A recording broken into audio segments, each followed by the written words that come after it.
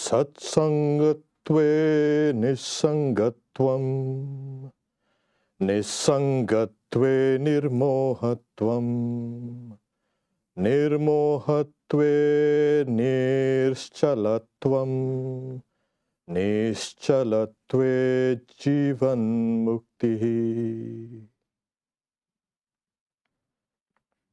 By association with the real, one becomes detached from every other thing which is unreal. Through this attachment to the reality, one becomes free from delusions. Being freed from delusions, one becomes established in one's own wisdom. And being established in one's own wisdom, one becomes liberated in life. Jivan Mukti. That's the goal of Vedanta. Let us close our eyes for a few moments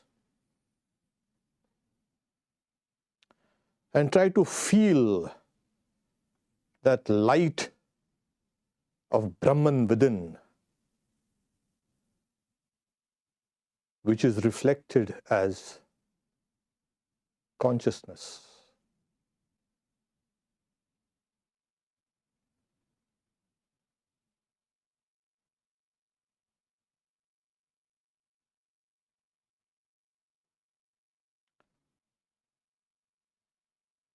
The real nature of this conscious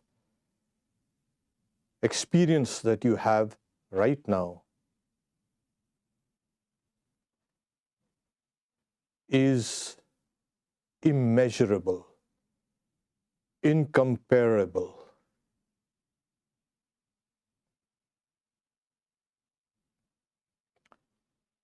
It's like space, all-pervading. That real consciousness dwells in all beings.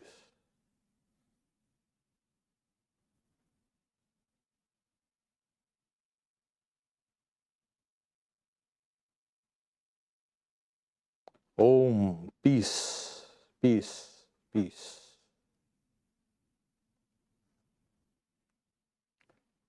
Swami Vijnanananda, the hidden knower of Brahman. I used to wonder, why? Why hide? Yeah. But it has been consistently found amongst all these knowers of Brahman that first, they cannot articulate what they have experienced, the absolute experience which they have had. Second, people don't understand. Thirdly, like I don't know. They don't tell. But through their lives, we can get a glimpse of what is that reality that they experienced. Today, we're going to discuss Swami Vijnanananda as that hidden knower of Brahman.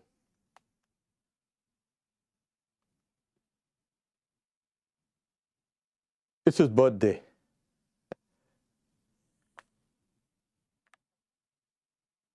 In the Bhagavad Gita, Arjuna, he asks Sri Krishna, what are the signs, what are the indications of a person whose wisdom is established in the reality? So he says, how does a person speak? How does he sit? How does he move about? And this is some indications for us to understand what this hidden knowledge of Brahman really is. So we can go through these indicative marks to understand the knowledge.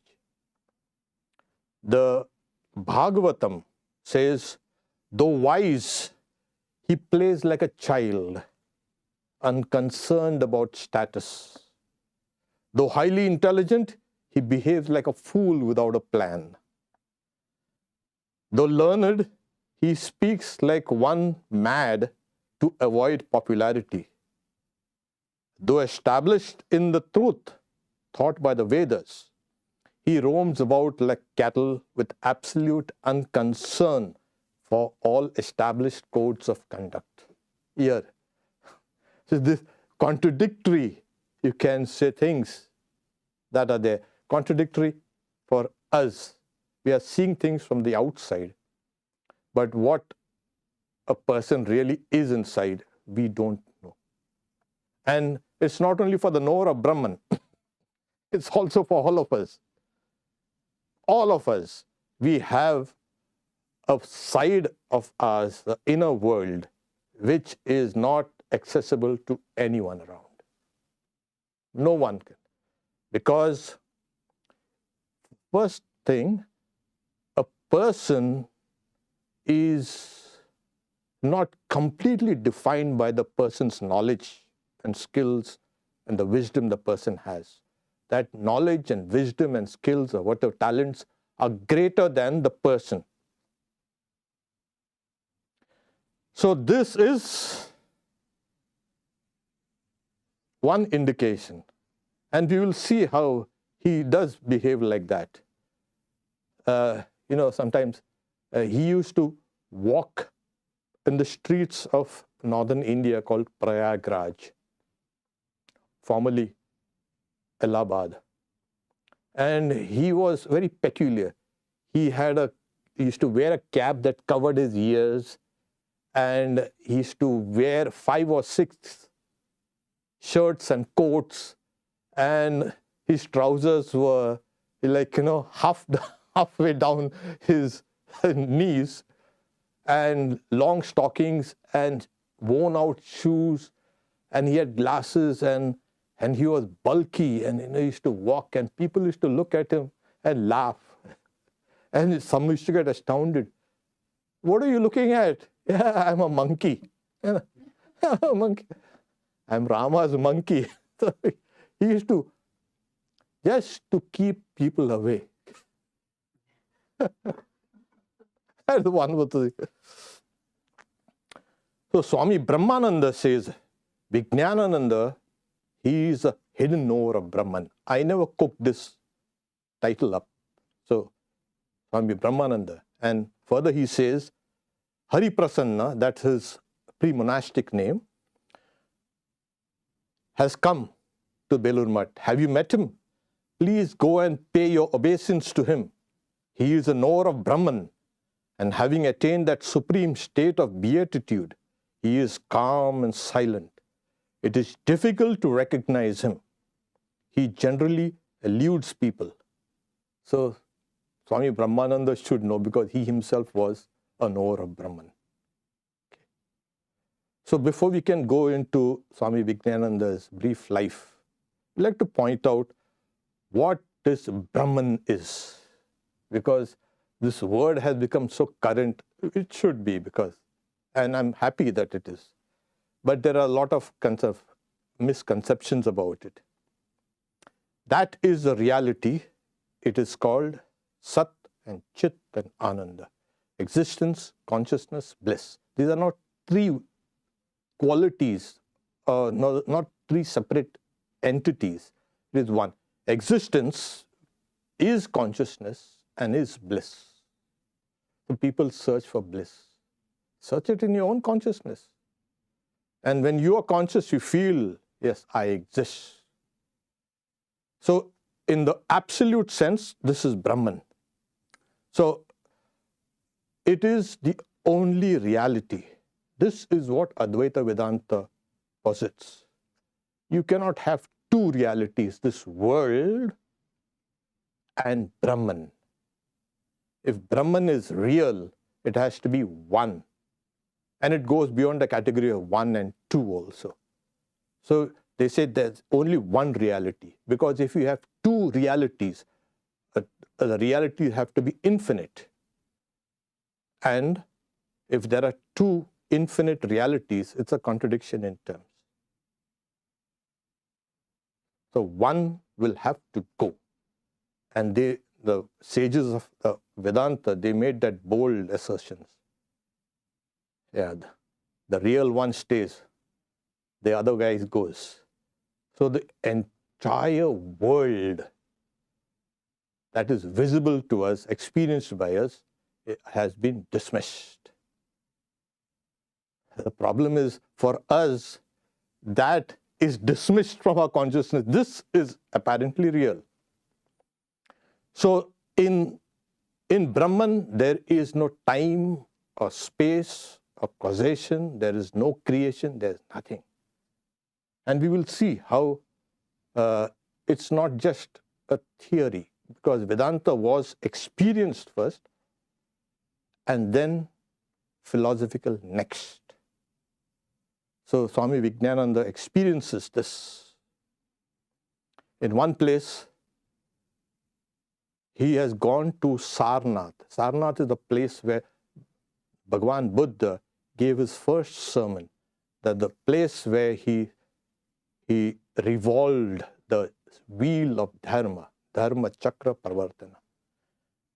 It is 20 or 25 miles from Benares. So he had gone there. And he was looking at a panel in the museum, because archaeologists were digging up stuff and they were looking at it that depicted the entire life of Buddha. And he was watching it, and then he was watching a beautiful form of the Buddha statue. And as he kept on gazing at it, the scene vanished. And what appeared was just an ocean of pure light, pure consciousness. And he was standing on the shore of this ocean of light, and he was watching it, gazing with wonder. And after a while, he himself got dissolved in that ocean of light. And he feels like a speck within that ocean of light, that consciousness. And he was immersed in that state. After he returns to this normal state, which we are actually it's abnormal state. That is a normal state. But speaking for all of us, he returned to the center in Benares, and he wasn't speaking to anybody. For 3 days, he felt that kind of intoxicating bliss of that experience. After a few days, he again goes to the Kashi Vishwanath, the temple of Vishwanath, Shiva. And he is wondering, why have I come here to see a stone? You know, the Shiva Linga appears, it's a stone symbol. And again there, he sees that ocean of light. As if he say, the light that you saw there is the same light here. It's one light. So he saw an ocean of light. Where is that ocean of light? We don't see it here. How do you explain it to people? That this is an ocean of light here, but we don't see it. We don't experience it. These people, they experienced this, Brahman. So then what makes that one appear like this? It is through what is called the power of Maya. Maya has got various connotations and explanations. We won't go into it. It makes the impossible possible and the possible impossible. It makes nay out of yea and yea out of nay. It brings in this world of creation. And this one then appears as the many. It appears as nature, it appears as souls. All of us are now a mixture of both Brahman, the reality, and Maya. So can both of these coexist? No. As I said, reality cannot coexist with unreality. So what we experience is the effects of this unreality, which is ignorance. Ignorance of what? Non-knowledge of the reality. It's like a screen that hides us from that reality. So this is what Maya does, and has a duality of subject-object, or the knower, the known, and the process of knowing. Whenever you have this triad of the knower, the conscious subject, and the object, and the process of knowing, you are within the realm of Maya. Even, Vedanta says, even the highest reading of this relative existence, which is called the personal God, the creator, the preserver, destroyer, that also finally is dissolved. There is no God. What? This reality transcends all ideas about God and Godhead and everything. So all things which have form have been dismissed. Okay. Now how do you attain that state? Yes. Now it's called, when a person attains that state, that person is liberated. And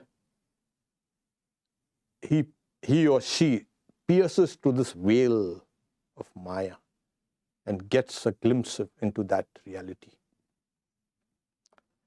One time, Swami Vijnanananda was serving Sri Ramakrishna, his master, massaging his feet. And then he says, Sri Ramakrishna asked him, do you believe in God?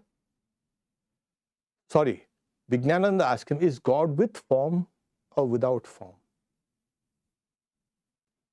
Sri Ramakrishna says, God is with form, He is without form, and also beyond both form and formlessness. So he's saying, then is everything that reality, Brahman? Is everything that God? Saying yes. So Sri Ramakrishna was reclining on his cot, saying, is this cot God also? The vessels, utensils and all these things? Sri Ramakrishna, yes. And immediately a veil was pulled out from Vijnanananda's mind, and he saw the light of Brahman everywhere. So this was his first experience when he was still a college-going boy. So this is how a person pushes through. And what is the process? Vedanta says you've got to keep on listening to the words of the Vedanta from the Guru or from the scriptures. You've got to rebuild your ideas of reality. So long you had these ideas of reality, they have to be brushed aside, and you've got to build an alternate idea of reality, which is based on the reality, of course. And that takes a while. Keep on listening, then keep on dissecting what you've heard. You don't simply gobble everything up and, yeah. So you've got to constantly analyze what you've heard. And after that, your mind has settled onto, oh, this is what it is. That person then plunges into meditation. It's called Shravana, Manana, Nididhyasana. Hearing, contemplating, and meditating on this.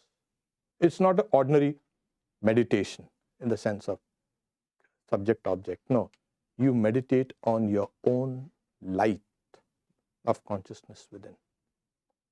There are two types of meditation. One is objective meditation, and then there's something called the subjective meditation. Aham graha upasana. So let's not go into the technical details of this. So this is how a person attains. Then what happens? Once the person attains that state, if the body is not prepared, that experience will blast your body. That's why it's not given to everybody. Yeah.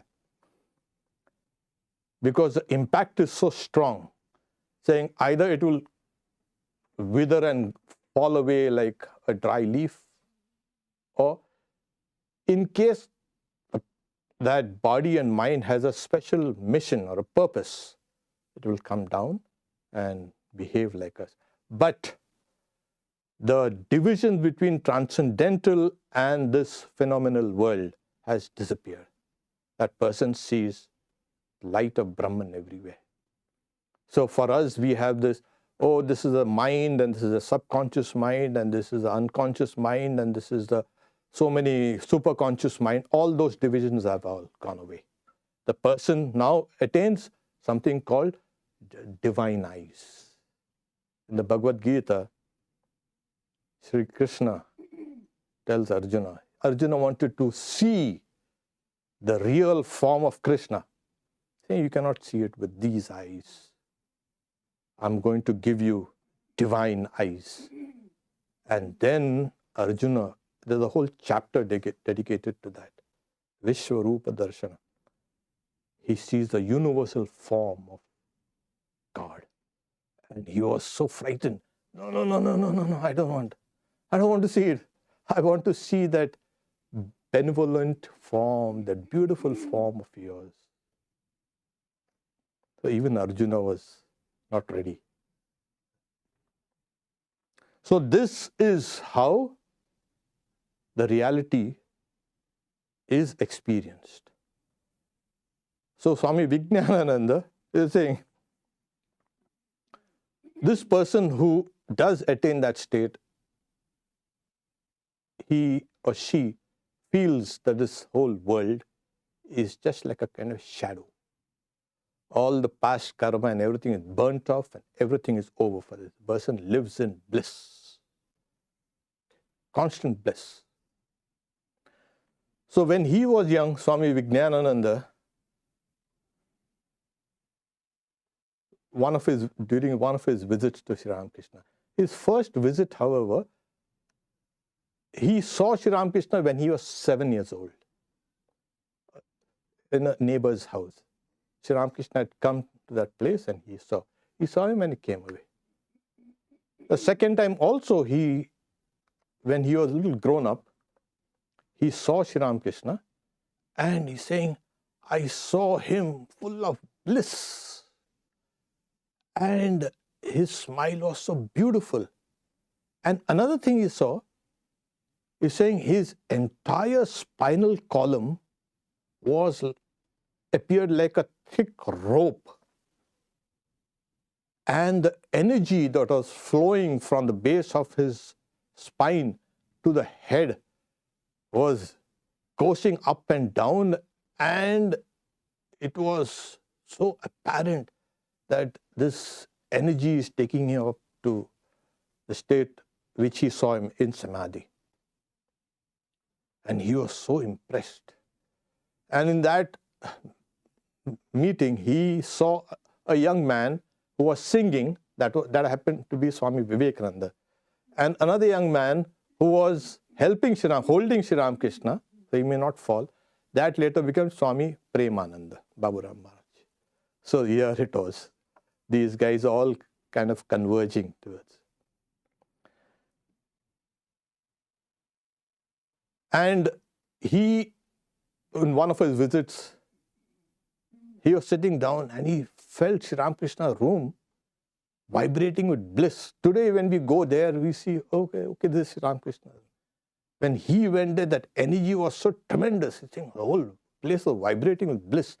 And he didn't want to say anything, just kept on gazing at Sri Ramakrishna. And then as some of the devotees who were present, they leave, he found himself alone. And Sri Ramakrishna gazing at him.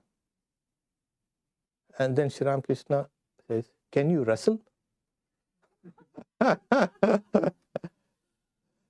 And Swami Vijnanananda, he was young and he was really big. And he was a wrestler also. So Sri Ramakrishna got down from his small couch and came.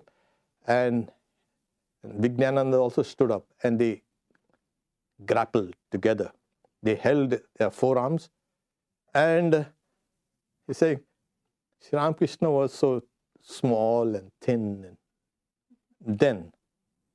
And they were both grappling and he was easily pushing him back. He pushed him against a wall. And Sri Ramakrishna was smiling all the time. And then Vijnanananda says, suddenly I felt like a kind of an electric shock entering into my arms and coursing all through my body. And I was full of bliss. I felt devoid of strength. And then Sri Ramakrishna patted him on the back. Okay, you have won, you have won. And he's saying, waves and waves of bliss suffused me. Saying this was, he's saying, his first, the transmission of Sri Ramakrishna's powers into Vijnanananda. Sri Ramakrishna himself says that, yeah, he's not an ordinary, he's an ordinary wrestler. In his previous incarnation, he was a wrestler. And there's a long story in the scriptures where it see that he was a wrestler and he wrestled with Sri Krishna. There it was. Oh my God. So Hari Prasanna, he was born Hari Prasanna Chattopadhyaya. His father was kind of a government, you can say, worker working for the British government. And he had a transferable job. So Vijnanananda was born in Etawah, that's in North India. I've been there in that place. So and his mother, Nakuleshwari Devi, she brings the children. There were 6 of them, 2 boys and 4 girls, to Benares, where he starts his education. And he grows up and then they shift their residence to the ancestral place, which was near Dakshineshwar in Bulgaria. So this was, he studied there and then as he came to near Calcutta, he studied in the Hare School and then he later studied further in Patna and Pune, and all the places. He studied engineering and he became a civil engineer. So we have one who was a civil engineer there. And so one time he said, I was with Dakshineshwar and he was big and he had a huge appetite. He came and told Sri Ramakrishna, I would like to stay here tonight. And, yeah, spend the night here. And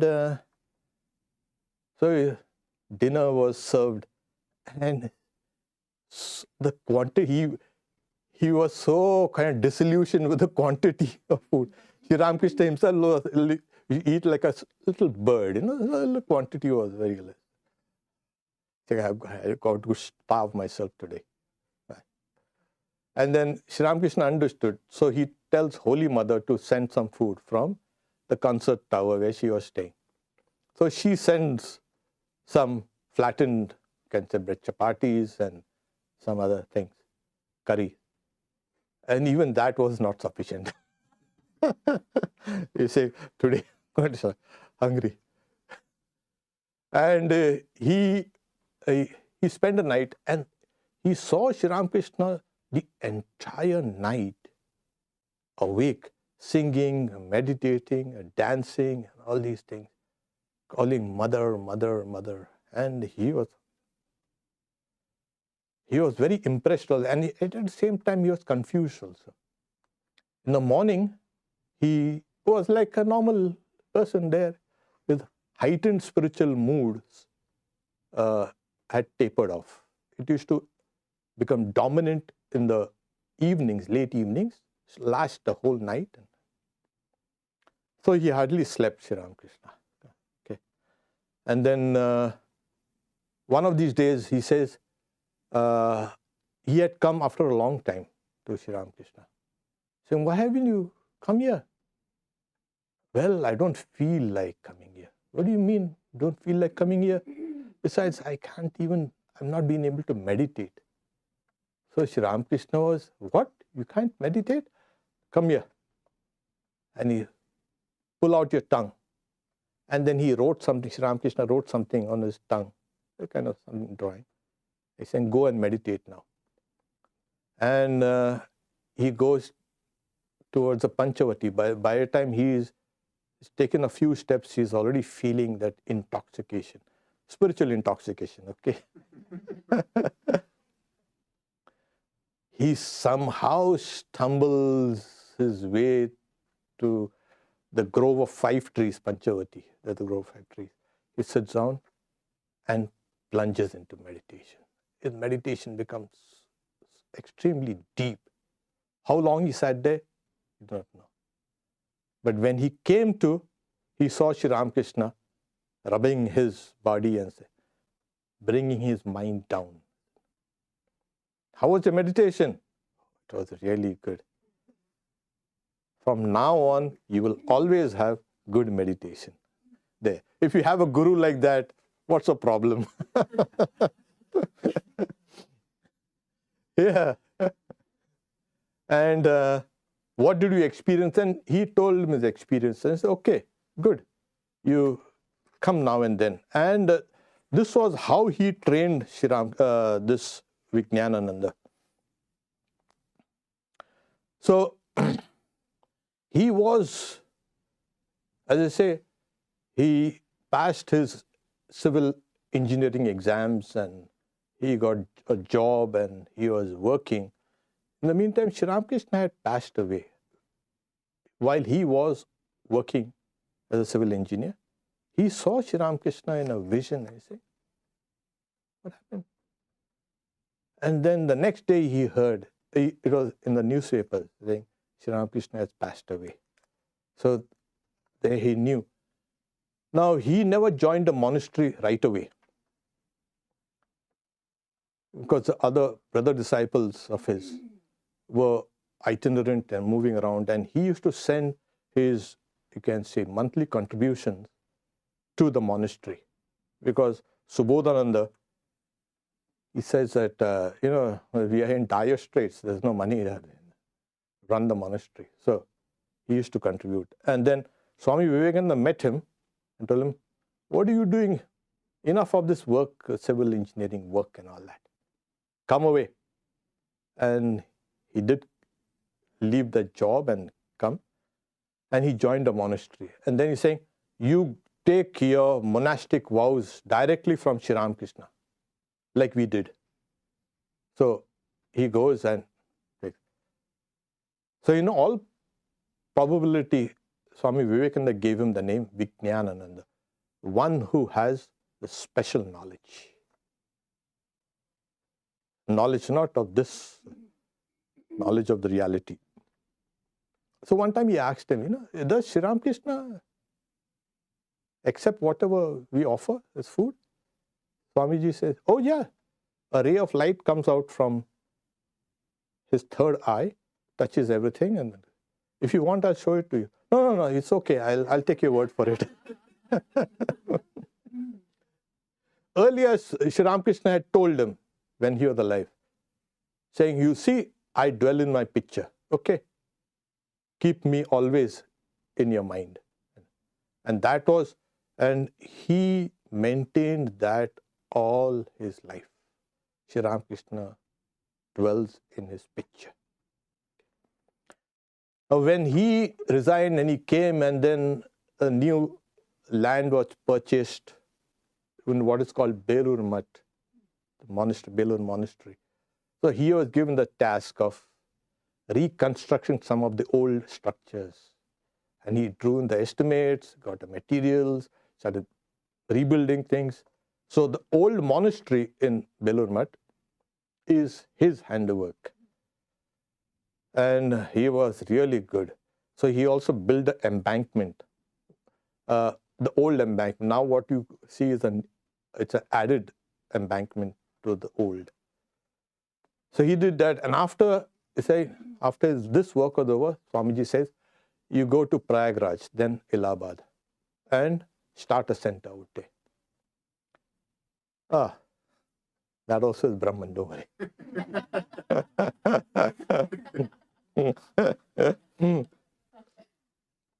Swamiji used to call him the Bishop of Allahabad. So there he, North India in the summer, it's burning hot, burning.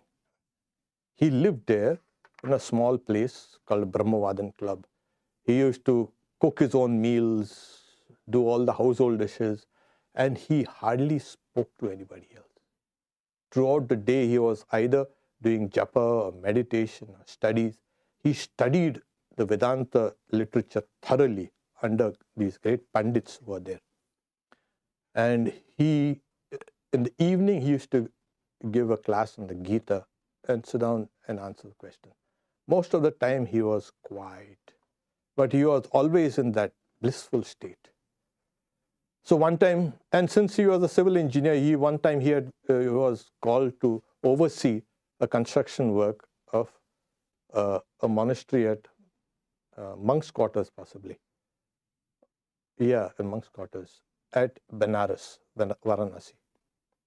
So he went there, and from the railway station, he's taking a kind of horse carriage to the center, which overturned on the way due to accident. And he fell down, and he was huge, big.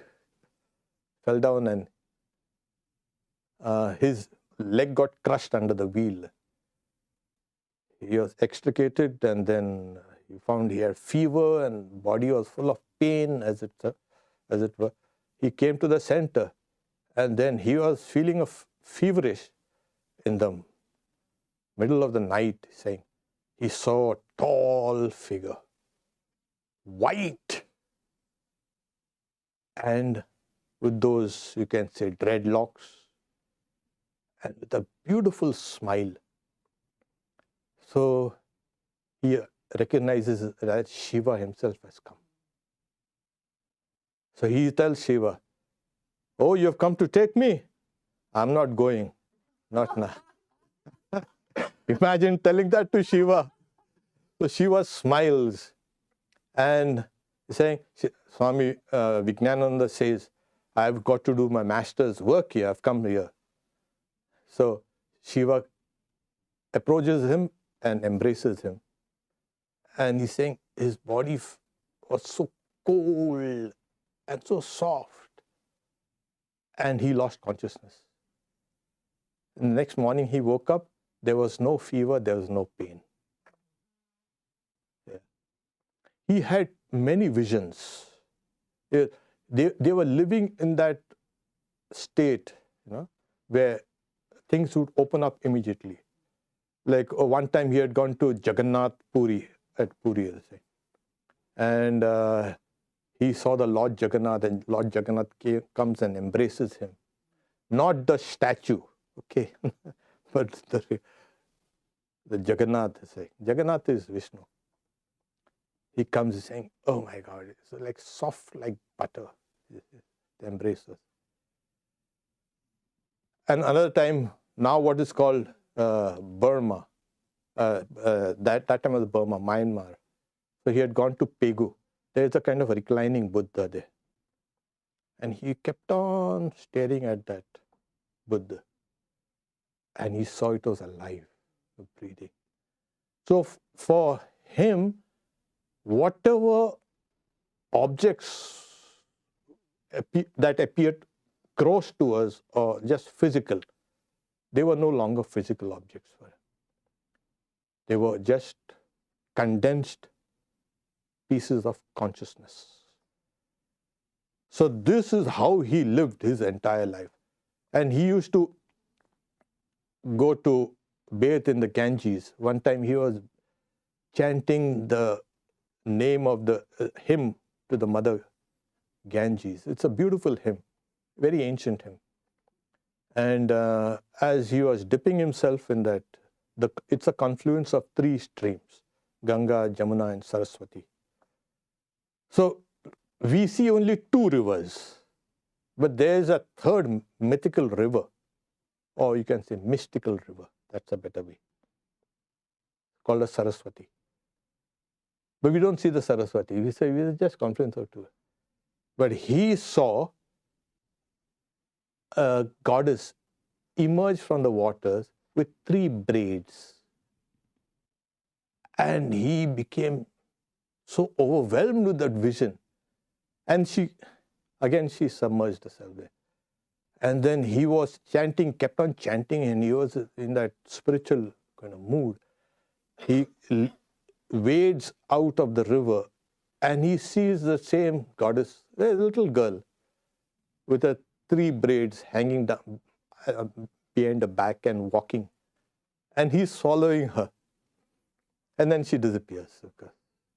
So then he knew that this it's called a Triveni, the 3 braids. The place itself is called a Triveni, 3 braids. The Ganga, Jamuna and Saraswati.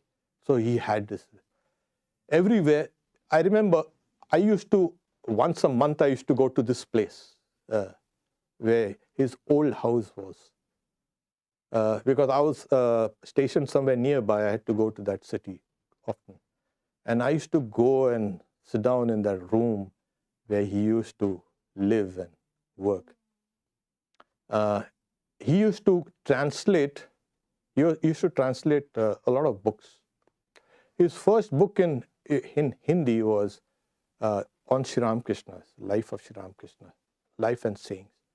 But when he used to translate the Ramayana, he was translating, he used to actually see Rama and Sita and Lakshmana and Hanuman. He's saying, I'm so overwhelmed with ecstasy when I'm translating. He translated Devi Bhagavatam. He wrote books on engineering also. Yeah, and also, astronomical works, like, very ancient astronomical works. He translated. Because he was an expert in the ancient languages, Sanskrit, plus Bengali, plus Hindi, plus English, and everything. I remember Sri Ramakrishna had Mahapurush Maharaj. Oh, this is a fly night. Mahapurush Maharaj. He's saying, you see, you are earmarked for the Divine Mother's work. Keep away from women. Okay. So, and he strictly followed that. Mahapurush Maharaj jokingly used to say, not even a she-fly, female fly can enter into that monastery there.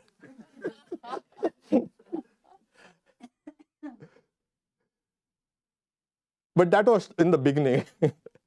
Towards the end, I knew a monk whose mother was his disciple, and she was a very good cook. So her children, both her children later became monks.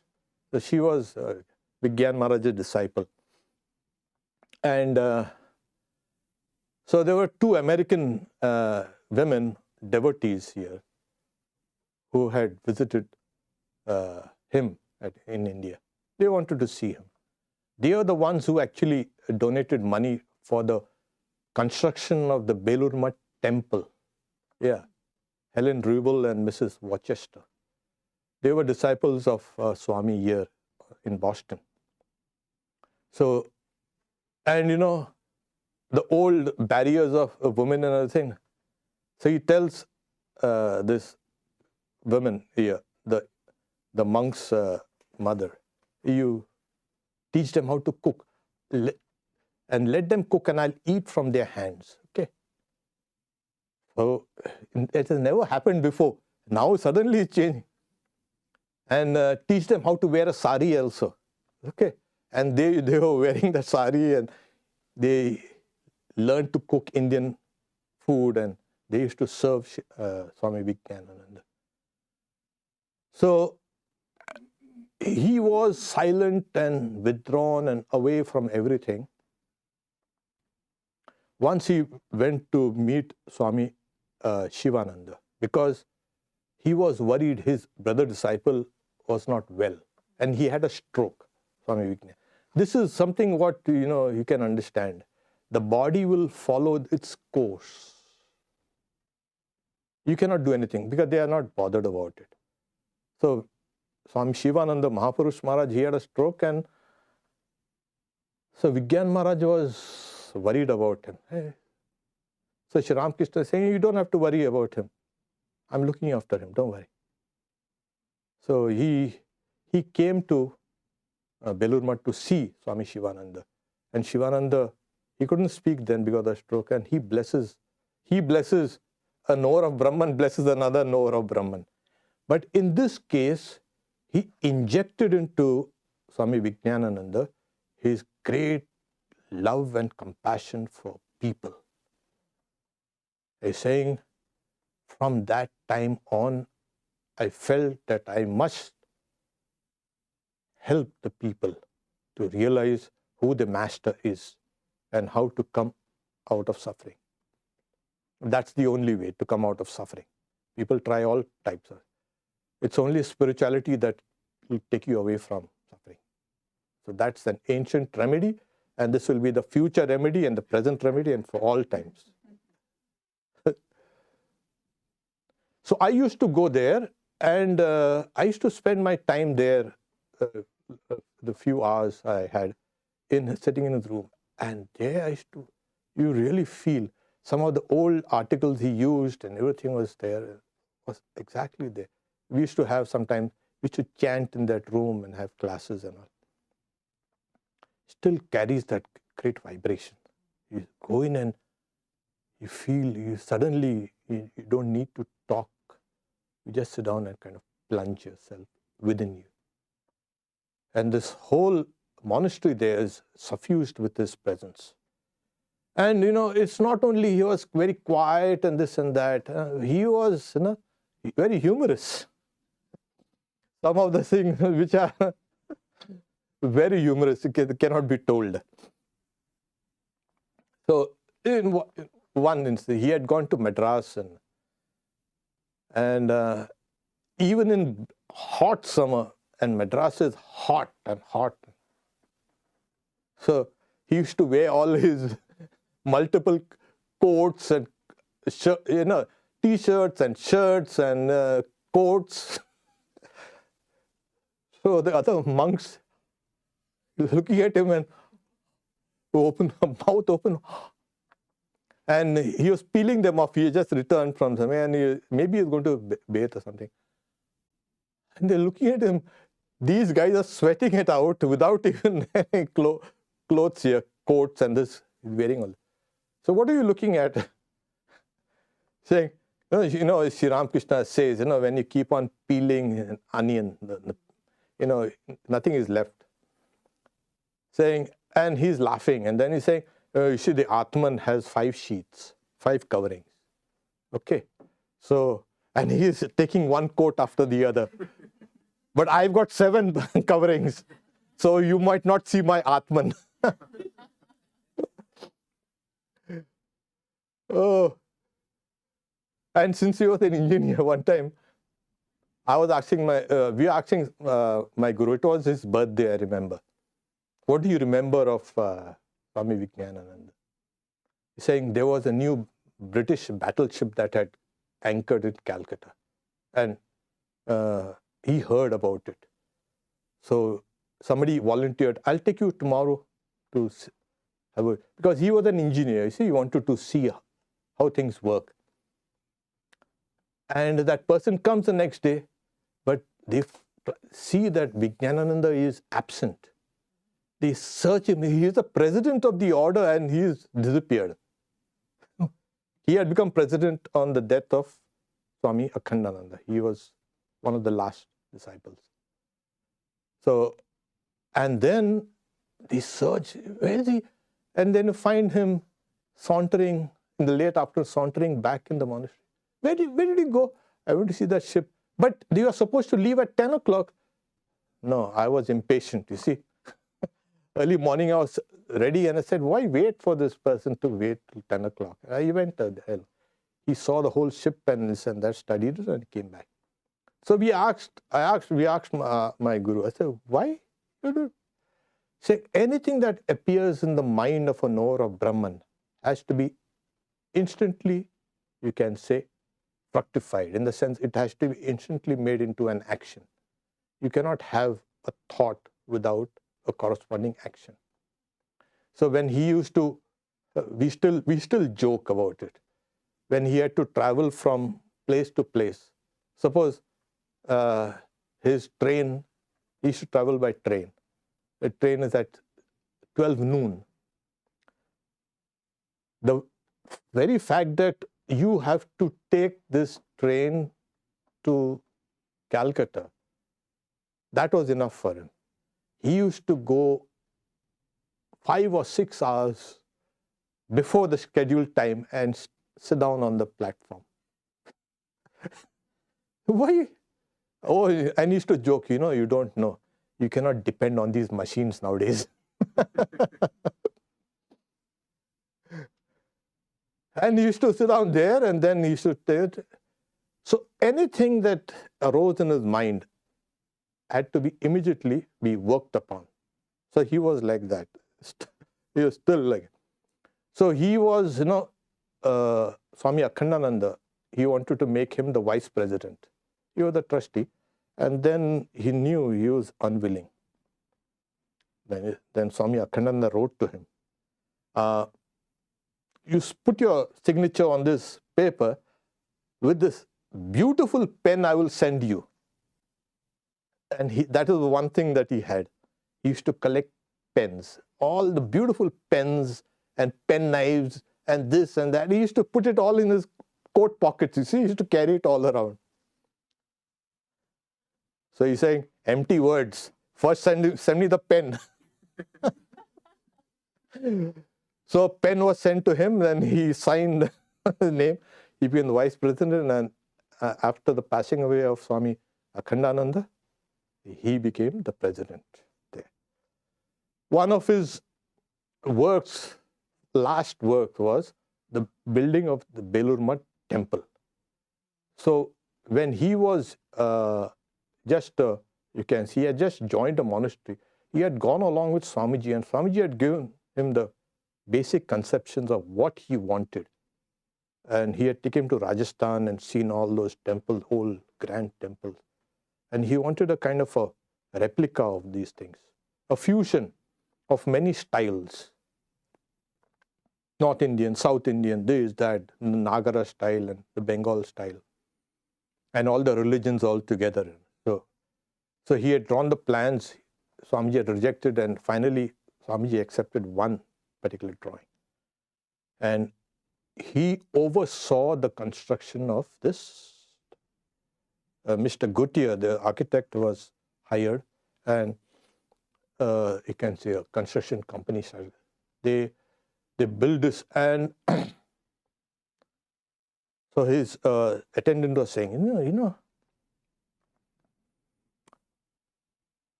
Swamiji has given you this work. Saying, yeah, I told Swamiji, you have given me this work. And saying, Swamiji had said, I won't live to see this temple, but I will be present there. So he knew that during the installation ceremony of Belur Math, that Swamiji will be present there. And then on that particular day, Belur Math was inaugurated, and Swami Abhedananda, another disciple, he also was present during that time. So Swami Vijnanananda was in a very high spiritual state. After he returned from the inauguration ceremony, and there was a lot of singing and dancing, and the whole Belur was kind of festive occasion. He then didn't ask him, did you see Swamiji? Say, yeah. Before going, I said, Swamiji, you had promised that you will be there. He's saying, when I was installing the master, the master was installed. I seen the master sitting down there. And Swami Brahmananda, Swami Vivekananda, all the Swamis, all the direct disciples, they were all present in the northwest corner. They were saying. And he tells Swamiji, now that the work that you had given me is over, I've completed it, now release me. So he returns to Allahabad, that is Prayagraj now. And he suffered from dropsy. Body had swollen, and he was not willing to get treatment. Saying, no. So doctors were being invited by his attendants, but he's saying nothing doing. So I've got the best doctor. So who? Sri Ramakrishna himself. So do you remember, do you see Sri Ramakrishna? Oh yes, I see him. And then towards the end, the monks had come in and they were chanting Sri Ramakrishna's name, and slowly he took the master's name and he gave up his body. And the body was then consigned to that Triveni, the confluence of the Ganga and Jamuna. That was the old way of monks going out. I have met many of his disciples. Oh my, wonderful. And it was only after decades and decades, and they say, now we understand why his behavior, it was peculiar. If you would see him, he's saying, but after years and years, through his grace, we have understood him. So I've met many of them. Oh my God. And their disciples themselves had attained to that kind of greatness. Not to that greatness, but one of them was Swami Swahananda, who was here in Hollywood for many years. He was there. The last one, he passed away, I think, a couple of years ago. That was another. I studied under him, Swami Damodar Ashram, the Vedanta. So this was Swami Vijnanananda, the hidden knower of Brahman. And as I say, you cannot speak about it, but they live it. And then if those who are there will be drawn towards them, towards them, not the personality, towards the knowledge of Brahman. And that hidden knowledge then becomes revealed to the person. Because the Upanishad says, it gets revealed to the sincere in heart. If they are sincere, that hidden knowledge becomes the revealed knowledge. That's why the Upanishads also called the secret knowledge. But through the grace of the scripture themselves, the hidden meanings are all revealed. Okay. Om Shanti Shanti Shanti Harihi Om Tat Sat Sri Ramakrishna Arpanamastu. Okay, we'll say. Swamiji, okay, what is the importance of maintaining silence for sadhana? There is spiritual disciplines of maintaining silence. If you can maintain silence for 20 days, that is, even without the mental chatter, you will feel a kind of power rising within you. I have seen monks who have been silent, mauni, for years. They don't even have to do any spiritual disciplines. Ordinarily, if you maintain silence at least an hour a day or a couple of hours a day, you will see a definite change in your personality. So it makes you deeper. It makes your spiritual practice deeper. So Sri Ramakrishna used to say, do it in secret. And what is doing secret and silence becomes deep. So that is there. So there was the one monk, he had endless troubles. And then he goes to another monk. That the first monk was my other friend of mine. So he goes to another senior monk and saying, what's all the problems you're facing? You know why? Because you talk too much. Learn to keep quiet. So, but there's one book by Swami Paramananda, booklet, Silence as Yoga. I think it should be available somewhere. It is available, published by a Madras Mutt. So it's silence, keep quiet. Some of the deepest things are kind of silent. You can be even instructed to silence. There's a hymn called Dakshinamurti Stotra. It's a Shiva hymn, saying, the guru is a young lad and the disciple is an old man. And the teacher teaches in silence, and the doubts of the disciple all dispelled. Okay. So silence. In fact, one of the names of Brahman is silence. Silence. Okay, that's a good practice. Psychological integration takes place also when you are silent. Don't think about all those torturous things that has happened to you, or that you have tortured people. Just remain quiet and silent. It's a tremendous spiritual practice.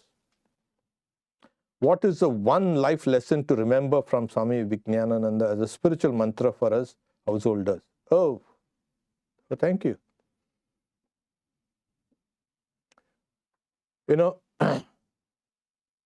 Sri Ramakrishna, when he was in Prayagraj, his entire day he used to spend in his japa.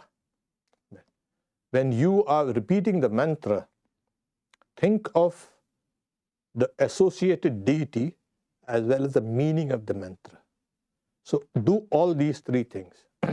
Visualization, the mental repetition, and the cogitation on this meaning. So the mantra encapsulates the entirety of this visible universe. It has three distinct, you can say, levels of consciousness. So it's like a ladder that one takes to ascend to the higher realms. So keep on repeating the mantra with faith and devotion, and you will see that it will lead you to the formless. Even if you don't want it, it will lead you. You don't want it, but it will give you the highest realization, the mantra repetitions. Okay, these are the questions here. Do you have any questions here? Or we can take it. Oh, yes, sir. Did Swami Ramakrishna have an anger problem? Something that I read maybe. No, he never had any anger problem. There's no. He was on a boat. Someone said something untoward about. Oh, that was Swami Niranjanananda. He, another brother disciple. They were criticizing Sri Ramakrishna. And so he was, hey, stop criticizing. Have you given any money? Have you helped him anything? Why should you criticize him? So they weren't stopping. He's saying he was big and tall, and he's saying, I'm going to drown you all. He stood up and he began rocking the boat. And then the people, everybody, Sri Ramakrishna comes and scolds him. The question was for the online audience, did he have an anger problem? Saying, no, he never had. His brother disciple, he was like Niranjanananda. So, Sri Ramakrishna scolds him. Because of, why let them criticize? You would have killed all of them.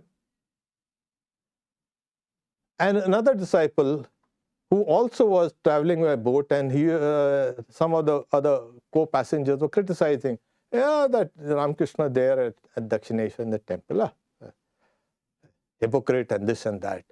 And he was a soft, quiet. He didn't say anything. And he comes and reports to Sri Ramakrishna. Those people are saying all these things. And because he was soft, he said, what? Do you know that what's this like? You got to first object. If they don't, you leave that place. You can, but you can even kill that person who criticizes your guru. I mean, that's the extreme, of course. You cannot have your guru criticized.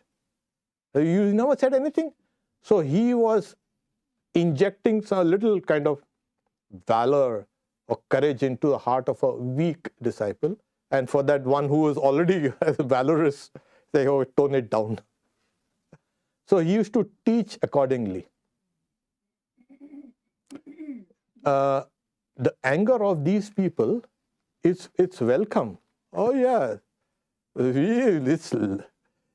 know the secret. It breaks your karma. Yes.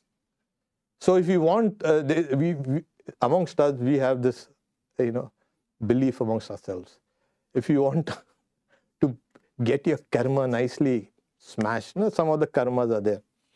Go and do something and then make that Swami scold you. You see, nicely, you'll get nice meditation the next day. So they are, because they'll scold because they love you. It's always like that. It's not just plain scold. They will, you see, like people forget Swami Vijnanananda's anger issues. Swami Vivekananda, when he was angry, everybody used to run away. Really? Oh, he'd fly. Oh my God, he's angry. When because he was in a hurry and he didn't want to see any imperfections around him. So that was, most of the time he was self-absorbed in the Atman. And at that stage, you see the entire world dreamlike. Yes, you see the whole world, whole existence as dreamlike. So he sees the reality beyond all the dualities, everything. So they are never disconnected from that. They're always there with that. Like you see Sri Ramakrishna, you see him, okay, he was there, but he always was established in the plane where it's a meeting point between the threshold between the absolute and the relative. So in Sri Ramakrishna, what do we see in Sri Ramakrishna's picture? Nice beard is nicely trimmed and all this and that. No. This is the meeting point between the absolute Brahman and the relative universe. At this point, this person is identified with the entirety. This person is, in that place, God. He knows the entirety of this cosmic mind. He sees everything rise and fall in the cosmic mind. All creation, everything. And at the same time, he's identified with the absolute. So Sri Ramakrishna's picture is not an ordinary picture. If you really have devotion to this picture, you will get liberation. People want liberation, they want jnana and bhakti and yoga. Go to this picture.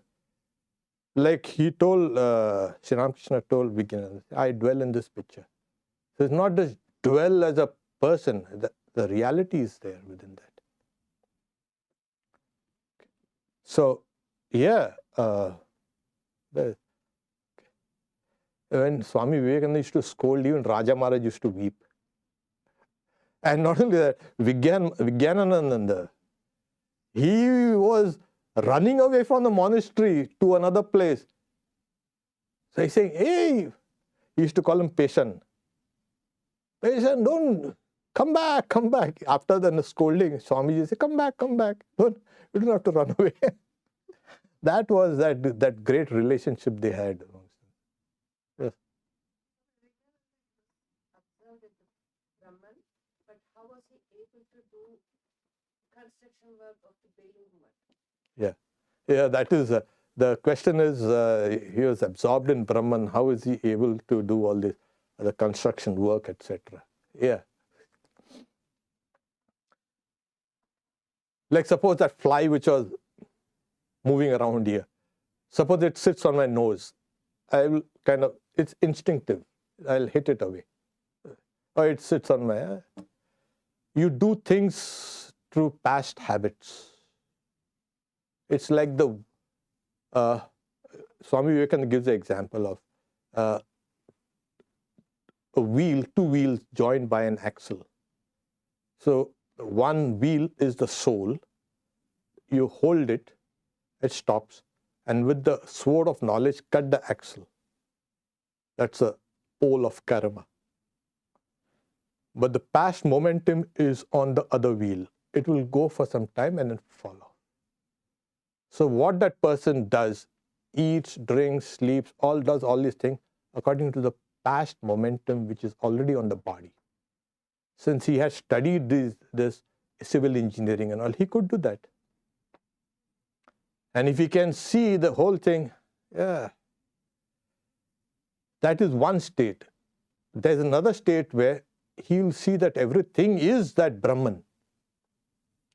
But he will use this to form structures according to his past education and knowledge.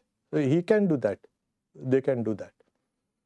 So it's like, you know, the mind at times comes a little down to this plane. And like Swamiji did all these works and all these things. Swami Turiyananda himself says, who was himself a knower of Brahman. He's saying the major part of his mind was immersed in Brahman. Only about 5% of his mind was here and did all these things. So you can imagine. And like I said, those with a special mission can withhold that experience of Brahman within and still work. There is one incident when he was in Benares. He goes to meet Trilinga Swami. Trilinga Swami was in the state of Paramahansa. He was one of the greatest monks there. And what was he? Nobody knew how old was he. Trilinga means actually Telangana Swami. They became Trilinga Swami. He was from probably from what is called Andhra Pradesh. So he was tall and huge. Even Sri Ramakrishna meets him. In fact, Sri Ramakrishna, he cooks porridge for him.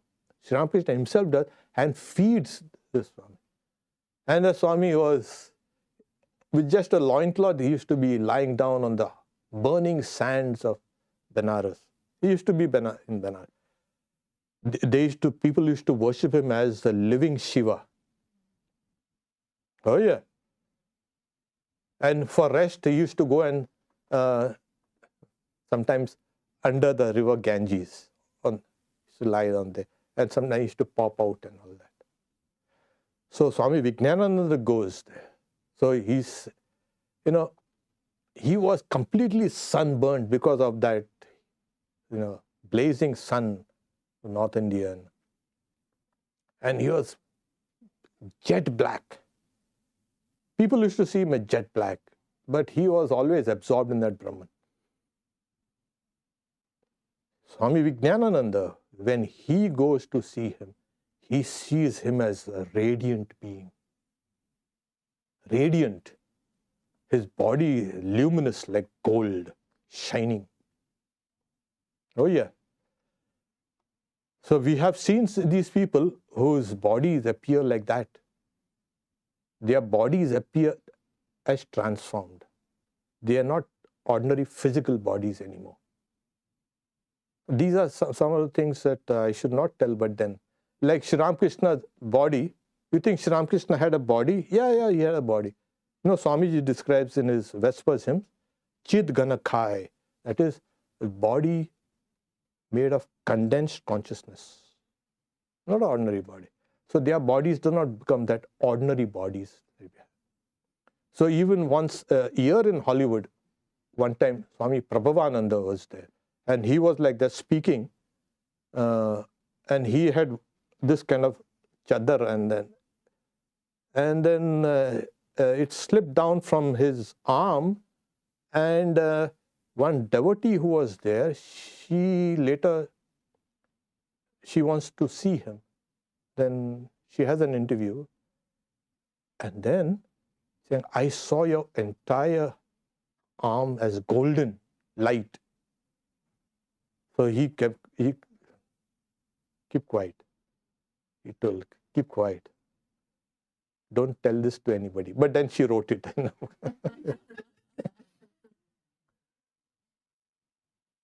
So it becomes different. It's completely different. They're not physical anymore. So what do we see? We see all these things going on, but they have become completely transformed. So in the Upanishads also, and being light, they become light. They merge in light. Okay.